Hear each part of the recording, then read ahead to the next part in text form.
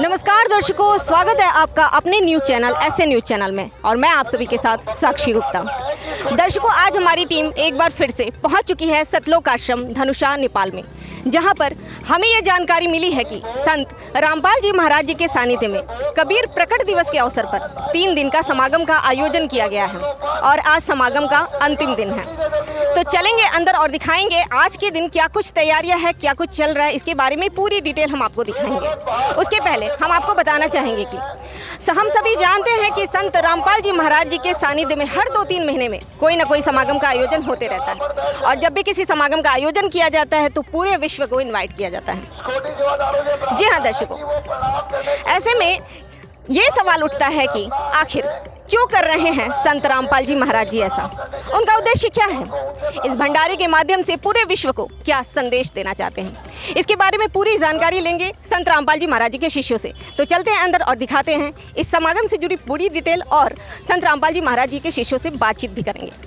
दर्शकों, हम पहुंच चुके हैं सतलोक आश्रम धनुषा नेपाल के गेट के अंदर और यहाँ आने के बाद से हमने ये देखा है कि यहाँ एक नहीं 2 तरह के गेट की व्यवस्था की गई है और सबसे अहम बात ये है कि इस गेट पे सिक्योरिटी गार्ड की बहुत ही अच्छी व्यवस्था की गई है। जो भी श्रद्धालु यहाँ पे आ रहे हैं उनके सामान की और उनके बॉडी की अच्छे से जाँच की जा रही है ताकि किसी भी तरह का अवैध सामान, कोई नशीली वस्तु आश्रम के अंदर ना आ सके।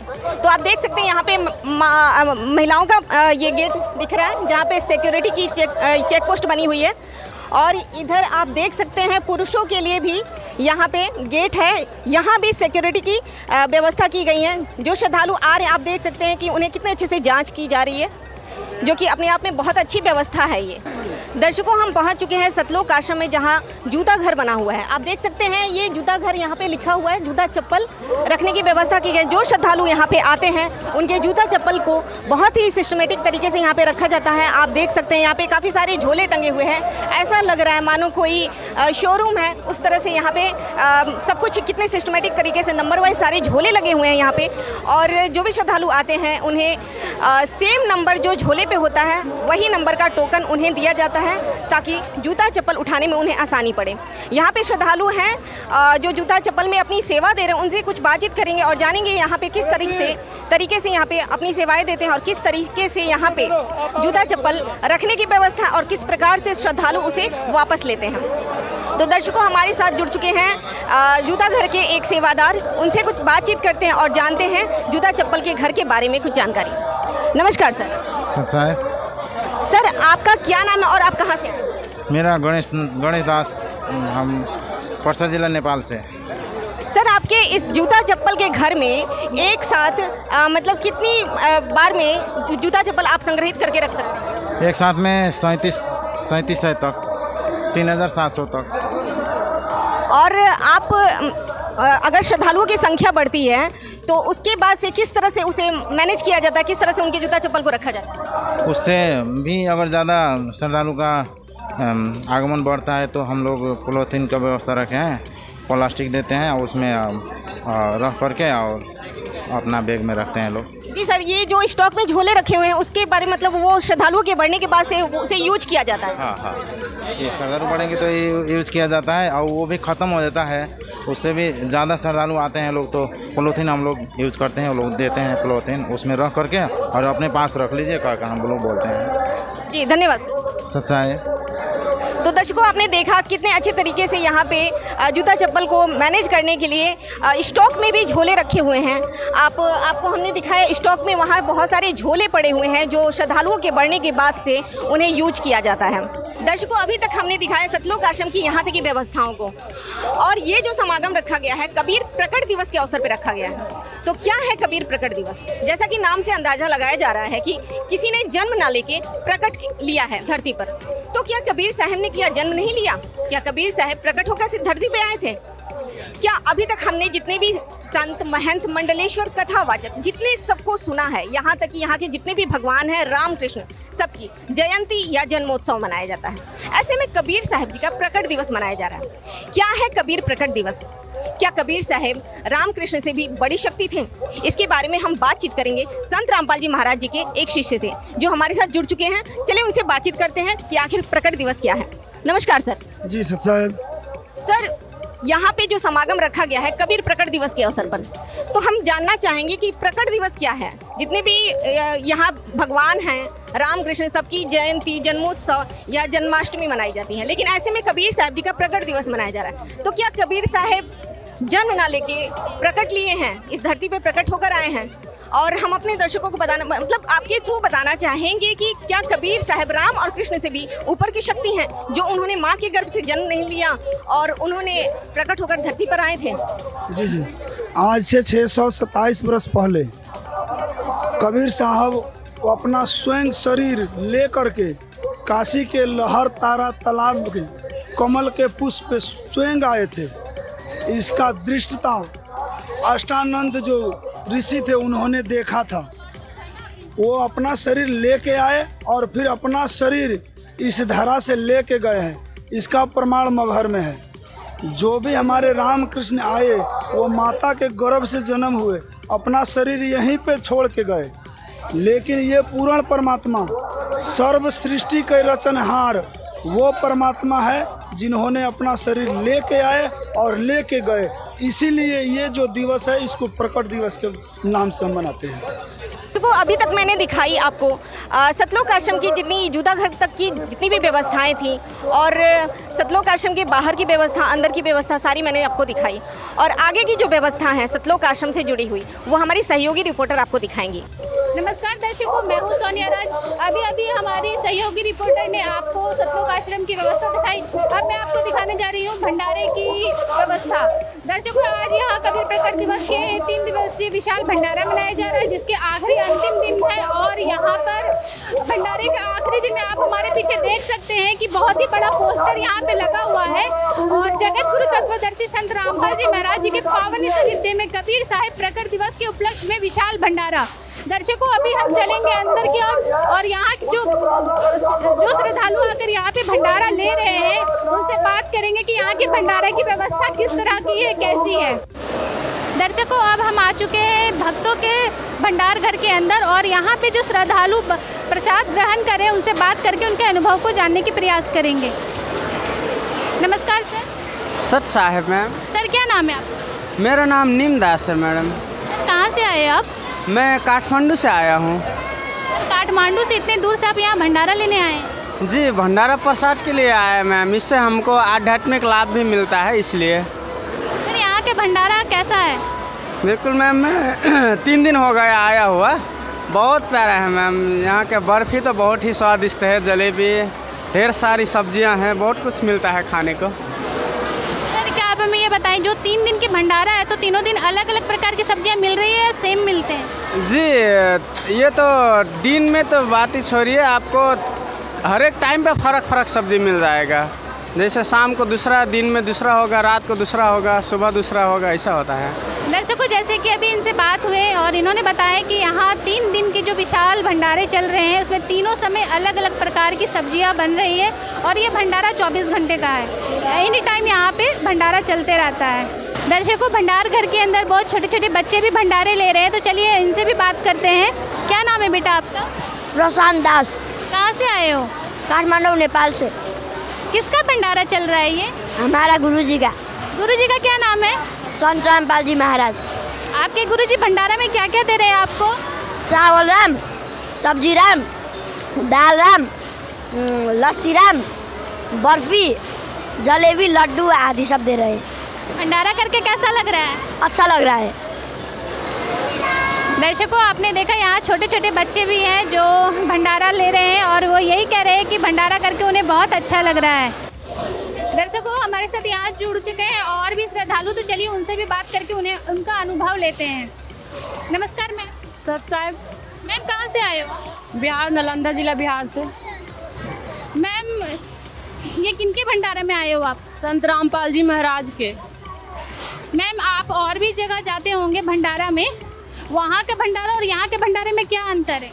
वहाँ तो भंडारा सभी मतलब इस तरह से कभी मतलब होवे नहीं किया है, देखवे नहीं किए हैं कभी भंडारा, और होता भी है तो वहाँ मतलब पैसा लिया जाता है, तब भंडारा मतलब इस तरह से होता है। बड़े छोटे के सबका अलग अलग भेदभाव इस तरह से मतलब होता है। यहाँ सभी को यहाँ पे संत रामपाल जी महाराज के शरण में सभी के एक जैसे बड़े छोटे मतलब सभी का एक जैसे भंडारा, इतना अद्भुत भंडारा विश्व में मतलब बहुत जगह गए हैं हम भी मतलब, लेकिन कहीं नहीं देखे हैं जिस तरह से संत रामपाल जी महाराज के शरण में आए तो देखे भंडारा। सभी चीज़ का एकदम पूरा, कोई पैसा नहीं, एकदम सब चीज़ का अच्छा तरह से मतलब व्यवस्था, खाना पीना सब चीज़ का।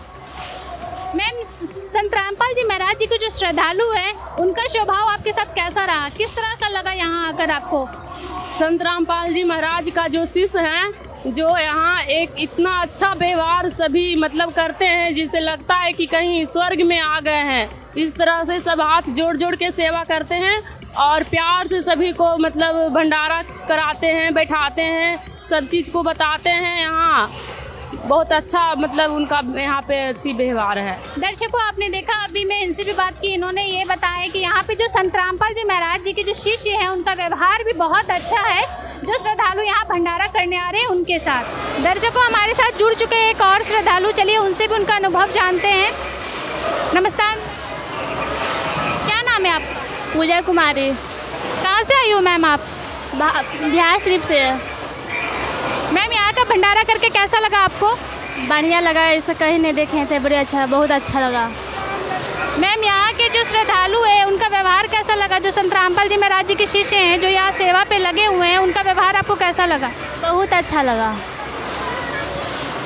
मैम, यहाँ के भंडारे में क्या क्या खाने को मिला आपको? सब कुछ मिलता है, बर्फी, लड्डू, सब खीर, लड्डू, जलेबी, खीरा, सब कुछ मिलता है, चावल, रोटी, पूरी, सब्जी। मैम, और भी सत्संग में आप गए होंगे, वहाँ के श्रद्धालु और यहाँ के श्रद्धालु में क्या अंतर देखे? वहाँ की व्यवस्था और यहाँ की व्यवस्था के बारे में कुछ बताएं हमें। वो ऐसा व्यवस्था नहीं देखे हैं, यहाँ बहुत अच्छा व्यवस्था है। यहाँ की व्यवस्था अच्छी लगी आपको? हाँ, मैं बहुत अच्छी लगी। मैम, जो दर्शक आज आपको देख रहे हैं ऐसी न्यूज़ के माध्यम से, उनको क्या कहना चाहेंगे आप? सभी आए हैं। मैम, यहाँ पे जो संत रामपाल जी महाराज जी के श्रद्धालु हैं जो यहाँ पे सेवा पे लगे हुए हैं, उनका व्यवहार कैसा लगा आपको? बहुत अच्छा लगा है। दर्शकों, हम पहुंच चुके हैं अभी मेन दरबार साहिब में। सतलोक आश्रम का जो मेन जगह है उस जगह पे हम पहुंच चुके हैं। आप देख सकते हैं दरबार साहिब का खूबसूरत नज़ारा है। यहाँ पे ऐसा लग रहा है मानो हम स्वर्ग में पहुंच चुके हैं, इतना खूबसूरत यहाँ का नज़ारा है। और यहाँ पे हमारे साथ संत रामपाल जी महाराज जी की कुछ शिष्याएँ हमारे साथ जुड़ चुकी हैं। हम उनसे कुछ बातचीत करेंगे, उनसे कुछ सवाल करेंगे और जानेंगे कि वो इस दरबार साहिब के बारे में, उस समागम के बारे में क्या कुछ कहती हैं। नमस्कार मैम।